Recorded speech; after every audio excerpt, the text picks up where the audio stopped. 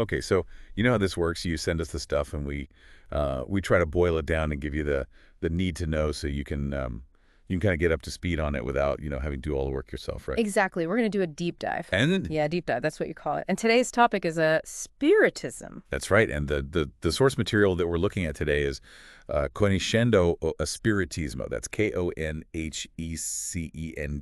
space Espiritismo. Right. That's the 1998 edition by Adenáuer Marcos Ferraz de Noves. Mm-hmm. And it was published by Fundação Lar Harmonia in Salvador, Bahia, Brazil. Okay. And just for those who are curious, the ISBN is 858649243, and it's copyright Fundação Lar Harmonia. All right. Sounds good. So what's interesting about this book is that it's meant to be like a really easy way to get into Spiritism. It's really focusing on the principles of it and just kind of like the functional use of those principles. Kind of a Spiritism 101 is what you're saying. Exactly. Yeah. So it's a good place to start if you want to then later go into, more in-depth study of Allan Kardec's works, like the big one, O Livro dos Espíritos. Right, right. So with that in mind, kind of a big picture, what is Spiritism?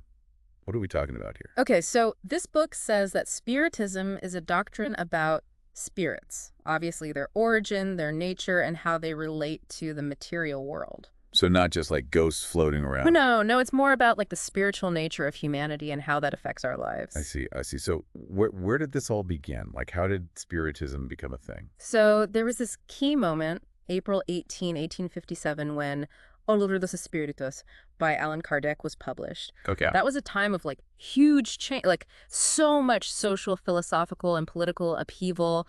And science was also changing a lot. People were studying the mind, things like magnetism and hypnotism. Interesting. Yeah, it's really interesting to think about how Spiritism kind of emerged within all of that. Now, Allan Kardec, that wasn't his real name, was it? You got it. It was a pseudonym. His real name was Hippolyte Léon Denisard Reveil. Wow. Yeah, and he was a professor really into education and a big fan of Pestalozzi's methods. I see. Before he got into Spiritism, he actually published books on like arithmetic and French grammar. Pretty different stuff. Yeah, that's quite a shift. Yeah. So how did he go from, grammar books to communicating with spirits? What was the turning point? So back then, there was this whole craze about these rotating tables. Rotating tables, like what we think of when we hear that. Yeah, basically people would sit around a table and it would supposedly move on its own, like with messages from spirits and stuff. Sounds kind of spooky. It was a big deal, and Kardec was actually pretty skeptical about it at first. Okay, so how did that skepticism turn into the whole, system of Spiritism? Well, he didn't just jump on the bandwagon based on one or two weird table incidents. He actually did a ton of research, talking to all kinds of mediums, getting messages from different spirits. He was looking for patterns, like what were the consistent teachings coming through. That's a pretty thorough approach. So what did he find? What are like the main principles of Spiritism according to this book? Okay, so there are 5 basic principles outlined in Conhecendo a Spiritismo. First, the existence of God, like the ultimate creator, but not in the, human-like way we often think of God. More of an abstract force. Yeah, exactly like the first cause, and totally immaterial. Second, the existence of spirits, and these spirits are immaterial too, and immortal, which is interesting. And they keep their individuality even after death. So you're saying like our personality or our essence doesn't just disappear. Exactly. It continues on. Then the third principle is that these spirits are always evolving, like always trying to reach perfection. So we're all on this journey towards betterment. That's the idea. The fourth principle is reincarnation. And that's like the mechanism for this evolution, kind of like a cosmic schoolhouse. Right. So we come back again and again to learn and grow. Yep. And that ties into the idea of divine justice too. We're not just punished or rewarded arbitrarily. It's all about learning and growing. And finally, the fifth principle is mediumship. Okay, so that's like the ability to communicate with spirits. Exactly. And the book says this is a natural human ability. We all have it to some extent. So Spiritism isn't about, worshiping spirits or fearing them. It's about understanding them and maybe even learning from them. Right. It's all about using this knowledge to make ourselves better, to become wiser and more loving. That's how we achieve true happiness, according to this book. Okay, so let's unpack some of this a bit more. Let's start with the God idea. What's the Spiritist view of God? They see God as the creator of everything, and everything he creates is meant to evolve to become perfect. Right. But it's all about understanding and following God's laws. When we do that, we kind of naturally get rid of all the negative stuff that holds us back. So less about like a personal God who, judges us, and more about like a universal force that guides us towards goodness. Right, exactly. And what about prayer? How does prayer fit into all of this? It's seen as the connection point between humans and God. Like when we pray, we're elevating our thoughts and connecting to something bigger. So it's not about asking for stuff? Not necessarily. It's about getting in touch with the spiritual side of things. And the book says this can actually have real effects. Like Yeah. it can bring you peace and calm and even healing. Like healing on all levels, physical, mental, spiritual. That's right. Okay, that makes sense. Oh. And the book also talks about faith, right? What does faith mean in Spiritism? So it's not just blind faith, it's not about believing something just because someone told you to.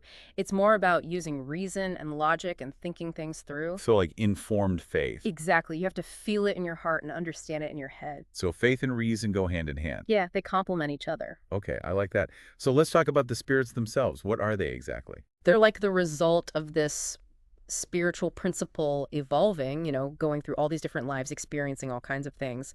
It starts off really basic and gets more complex over time. And once it's evolved enough to inhabit a human body, that's when it becomes what we call a spirit. So like the spirit is the culmination of all that evolution. Yeah, and it's important to distinguish between the spiritual principle and the spirit itself. The principle is like the raw material, the potential, and the spirit is like the finished product. That makes sense. So where do all these spirits come from? Does God just keep making more and more of them? According to the book, yes, God's creation of spirits is constant, and it's happening everywhere, not just here on Earth. So like the universe is teeming with spirits. That's the idea. And these spirits are spread out across all sorts of worlds at different levels of evolution. So some worlds might be more advanced than others. Exactly. And the book says these worlds can even communicate with each other. Wow, that's wild. So are we humans just spirits trapped in these fleshy bodies? Not exactly. We're more like a combination of things. The book calls it a triadic nature. Triadic meaning? 3 parts. We have the physical body, obviously it's the temporary part. Then there's the perispirit, which is kind of like an energy body or a link between the physical body and the spirit. Okay, and then the spirit itself is the core. Exactly, the immortal part. I see. The book also mentions this thing called the Hydesville phenomena. What was that all about? So this happened in 1848 before Kardec really got going with his work. It involved these 2 sisters, the Fox sisters, and they claimed to be communicating with the spirit named Charles Rosma Through rapping noises. like knocking. Yeah, knocking on the walls and stuff. And they even found a body later on that they thought was Charles Rosma's. Oh, wow. So that was like early evidence for life after death. Exactly. It really got people interested in this whole spirit communication thing. And set the stage for Kardec. You got it. Okay, so moving on to evolution and Spiritism. Yeah. It's not just about, Darwin and finches, right? It's about something more. Right. It's about the evolution of the spiritual principle, remember? It starts way back with its first contact with matter, like in rocks and stuff. Rocks. Yeah, then it goes through the plant kingdom, then the animal kingdom, and eventually it becomes complex enough to reach the human stage. And that's when we get reason and self-awareness. Exactly. And this whole time, the paraspirit is kind of along for the ride. More than just along for the ride, it's actually recording everything. Oh, so it's like a cosmic resume. Yeah, kind of like a library of all your experiences from all your past lives. It's what allows the spirit to travel between lives. Fascinating. So how does reincarnation fit into all of this? Reincarnation is like the main way that spirits evolve. It gives them the chance to experience all sorts of things, learn from their mistakes, and grow. And it's not like you just keep coming back as a human over and over again, right? No, it's a gradual process. You might start off as a simple organism, then work your way up to a plant, then an animal, and finally a human. Okay, so once you're a human, you're kind of at the top of the ladder. In a way, yes. The book says that more evolved spirits don't go back to less complex forms. So no human is going to reincarnate as a cockroach. Probably not. Okay, good to know. The book actually talks about some scientific evidence for reincarnation too, right? It does. It mentions things like past life regression therapy and those cases where kids have really vivid memories of past lives. I've heard about those cases. It's pretty amazing. It is. And they mention a researcher named Ian Stevenson who studied this stuff for years. Yeah, I've heard of him. So this isn't just like a fringe idea. There's actual research being done. Exactly. And it's not like some kind of punishment either. Like you were bad in your past life, so now you have to come back as a dung beetle. Right. So reincarnation is more like an opportunity for growth. Exactly. It's essential for us to evolve. And there's this idea that we actually plan our next lives. That sounds kind of crazy. I know, right? But the book says that more evolved spirits often get together and plan out their future incarnations. So they're like cosmic event planners. Kind of, yeah.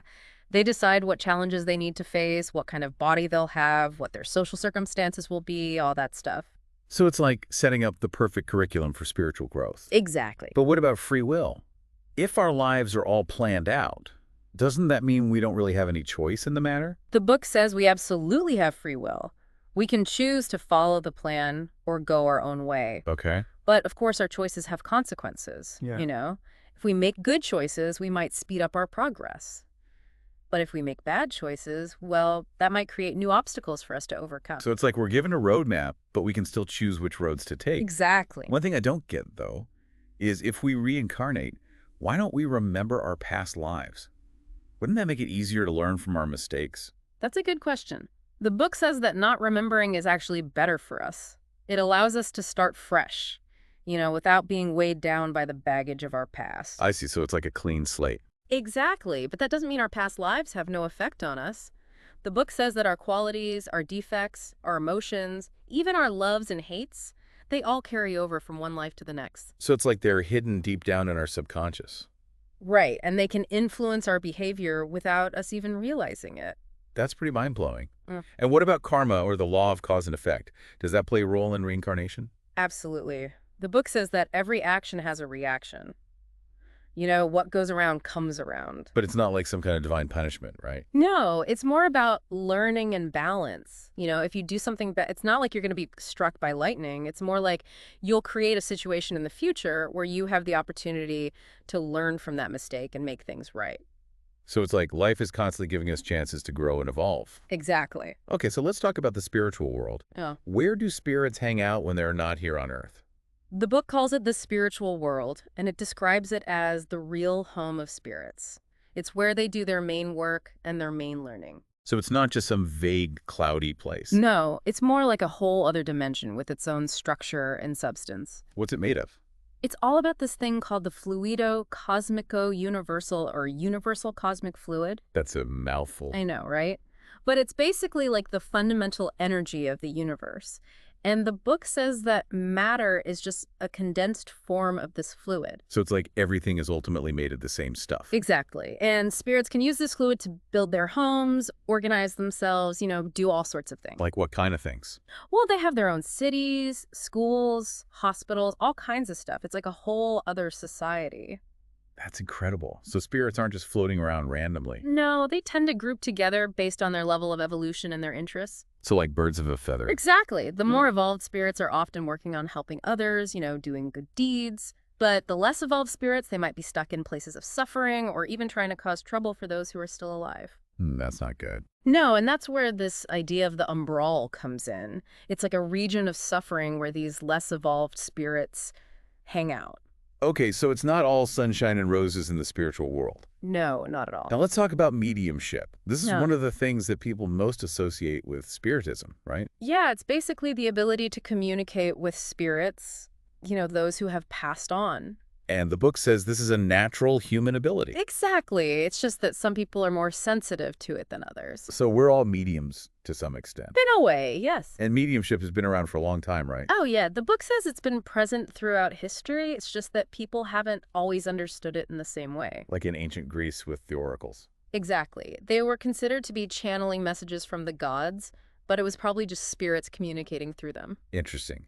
So if everyone is a medium, why do some people develop these abilities more than others? It has a lot to do with moral character. The book says that the more moral you are, the clearer the communication with spirits will be. So it's not just about having the ability, it's about using it responsibly. Right, and that's why the book recommends developing mediumship in a safe and structured environment like a Spiritist center. Because you've got more experienced people there to guide you. Exactly, and you also have the protection of more evolved spirits. Okay, that makes sense. Now, the book also mentions that some people are what's called ostensive mediums, meaning their abilities are more obvious. Mm-hmm. Are there any signs someone might be an ostensive medium? Yeah, there are a few things to look for. Like maybe they have unexplained physical sensations, or they can see or hear spirits. Okay. Or maybe they have really vivid premonitory dreams or strong intuitions. Like they just know things. Exactly. Or maybe their personality or voice changes suddenly when they're around spirits. That'd be freaky. It can be. Or maybe they have involuntary movements, like their body is being controlled by something else. Okay. And sometimes they feel like they're being inspired with thoughts or ideas that don't feel like their own. Like someone's putting words in their mouth. Kind of, and some ostensive mediums are natural healers too. They can alleviate pain or even cure illnesses without any traditional medical training. Wow, that's pretty amazing. It is. But the book is careful to say that, one or two of these signs doesn't necessarily mean you're an ostensive medium. It's more about the pattern and the consistency. So developing mediumship sounds like it could be tricky. Are there any potential pitfalls people should be aware of? Yeah, the book mentions that when people first start developing their abilities, they might experience some disturbances in their lives. Things might get a little weird. Right, because it's all new and unfamiliar. Exactly, and people might not understand what's happening. They might think you're crazy. Yeah, that's understandable. But the book says that these disturbances usually go away as you learn more about Spiritism and you connect with other Spiritists, people who get it. So it's important to find a community. Absolutely. And the book says that benevolent spirits often help people who are genuinely trying to develop their abilities responsibly. That's good to know, because it sounds like it could be easy to go off the rails. It could be, and that's why it's so important to study Spiritism and learn how to discern between genuine spirit communication and your own thoughts and imagination. So, like being able to tell the difference between a message from a spirit Hmm. and just your own subconscious bubbling up. Exactly. You have to be careful because no medium is a completely blank slate. Their own personality and their own experiences always color the communication. Okay, so let's move on to a more difficult topic, obsession. What does that mean in Spiritism? It's basically when a spirit tries to control someone. Like they latch onto them and try to influence their thoughts and actions. And the book says anyone can be obsessed. Right, because everyone has some degree of mediumship. We're all vulnerable to it. It's kind of scary. It can be. And the spirits who obsess others are usually the less evolved ones, the ones who are still stuck in their own negativity. An obsession can take different forms, right? Yeah, Kardec actually came up with a classification system based on how intense the obsession is. Okay, what are the different levels? Well, the first level is simple obsession. This is like the most common type. It's when a spirit is just kind of bugging you, like whispering negative thoughts in your ear. So like making you feel down or anxious. Exactly. And Right. Then there's fascination. yeah. This is when the spirit starts to really charm you. Yeah. They might pretend to be someone that are not, like a wise guide or something. So you're fooled into thinking they're good. Right, and you start to believe everything they say. You become completely dependent on them. That's messed up. It is. Yeah. And then the worst level is subjugation. This is when the spirit has total control over you. Oh, no. Yeah, they can make you do things against your will. They can even take over your body. So you're basically possessed. Kind of. It's pretty terrifying. So is obsession like a spiritist problem? No, the book says it's a human problem. Yeah. It's about the disharmony between us and the spiritual world. So what can you do if you think you or someone you know is being obsessed? The Spiritist approach is all about moral transformation. Trying to help both the person being obsessed and the spirit doing the obsessing. Okay, so how do you do that? Well, there are a lot of different techniques, like prayer, for example. That's always a good place to start. Makes sense. And sometimes just understanding what's happening can be helpful. Explaining the principles of Spiritism to both the person and the spirit. So they can both see the bigger picture. Exactly. And there are other things too, like energy healing and spiritual counseling, and even just doing good deeds can help to raise your vibration and make you less susceptible to obsession. So it's about creating a more positive environment for yourself. Exactly. And the book really emphasizes the importance of self-disobsession, working on your own moral development. That's the key to lasting freedom. Okay, that makes sense. So let's shift gears a bit and talk about some of the ethical and social implications of Spiritism. What about the laws of God? How do those factor in? The book says that God's laws are eternal and natural. They're not like man-made laws that can change over time. These laws are like the fabric of the universe, and their purpose is to help spirits evolve and maintain balance. So they're kind of like the rules of the game. Exactly. And we learn about these laws through experience, by living life after life and seeing how things play out. And the more we understand these laws, the better we become. Right. We start to shed our fears and prejudices and become more loving and compassionate. Makes sense. Yeah. And the book talks a lot about work. What's the role of work in all of this? Work is seen as absolutely essential for our evolution. It's how we learn and grow and contribute to the world. Hmm. It doesn't have to be paid work either. It can be any kind of useful activity. So volunteering, helping others, all that counts as work. Absolutely. And the book says that even in the spiritual world, spirits are always working. They're never just sitting around doing nothing. So we're meant to be active and engaged. That's right. So what does a truly civilized society look like from a spiritist perspective? It's definitely not just about technology or wealth. The book actually quotes Allan Kardec on this. He says that a civilized nation is one where people are less selfish and more focused on learning and moral development than on material things. Okay. It's a place where intelligence is valued and where people treat each other with kindness and generosity. So basically a more enlightened society. Exactly, a society that's in tune with the laws of God. The book also talks about life in society and the importance of liberty. How does that all fit in? Living in society is seen as a necessary step in our evolution. It gives us the opportunity to interact with others, learn from them, and help each other. Right, because we can't just evolve in isolation. Exactly. And liberty is seen as a natural right, but it comes with responsibility. Meaning? Meaning we're free to make our own choices, but we also have to be accountable for the consequences of those choices. And free will plays a big role in this. Absolutely. We're not just puppets, We have the power to choose our own path. Okay, so we're free, but we also have to be responsible. That's a powerful message. It is, and it ties into the whole idea of reincarnation, too, The choices we make in this life will affect our future lives. So we have to be mindful of our actions. Makes sense. Now, there's one more thing I wanted to ask about the environment. How does ecology fit into Spiritism? The book actually has a whole section on ecology, which is pretty ahead of its time, considering it was published in 1998. Wow, that is ahead of its time. And it basically says that we have a responsibility to take care of the environment because the way we treat the Earth now will affect our future lives. So it's like karma for the planet? Kind of, yeah. We're all connected, and our actions have ripple effects. What about family? How does family fit into all of this? Family is seen as the basic unit of society, and it's a really important place for spiritual growth. Because it's where we learn to deal with all the messy stuff, love, hate, jealousy, forgiveness, all of it. So it's like a training ground for our souls. Exactly, and it's often the case that the people in our families are souls that we've known in past lives. So we're working out karma with them. In a way, yes. The book also talks about sexuality. What's the Spiritist view on that? It's not seen as something bad or shameful. It's seen as a powerful force that needs to be understood and used responsibly. Okay, so no repression. No, not at all. It's more about education and balance. And what about homosexuality? The book actually mentions that homosexuality is accepted within Spiritism. Interesting. Because the spirit itself has no gender. We just choose to incarnate in male or female bodies. So it's about the soul, not the body. Exactly. Okay, so to wrap things up, what would you say is the ultimate goal of Spiritism? What does a Spiritist society look like? It's all about love and charity.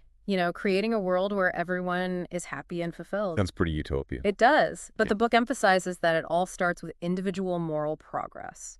We have to work on ourselves first before we can change the world. So it's an inside-out approach. Exactly, and the book also talks about the importance of selfless service, putting others before yourself. So it's not just about personal enlightenment. It's about making the world a better place. Exactly. This has been a really fascinating deep dive into Conhecendo or Spiritismo. Feel like I've learned a lot. Me too. It's a really rich and thought-provoking book. So for anyone listening who wants to learn more, what would you recommend? Definitely check out Allan Kardec's works, especially O Livro dos Espíritos. That's like the Bible of Spiritism. Maybe visit a Spiritist center. Yeah, it's a great idea. You can meet other Spiritists and learn more about the philosophy and the practices. And to leave everyone with a final thought, something to ponder, how do you think understanding spiritual evolution and reincarnation changes the way we see the world and our place in it? That's a big question. I think it gives us a much broader perspective, It makes us realize that this life is just one chapter in a much bigger story. And that we're all connected in ways we can't even imagine. Exactly. And it gives us hope, too, knowing that we're always evolving, always growing, always moving towards something better. That's a beautiful thought. It is. Well, this has been amazing. Thank you so much for sharing your expertise with us. You're welcome. It's been my pleasure. And to everyone listening, thanks for joining us on this deep dive into Conhecendo Espiritismo. We'll see you next time. See you later. Bye.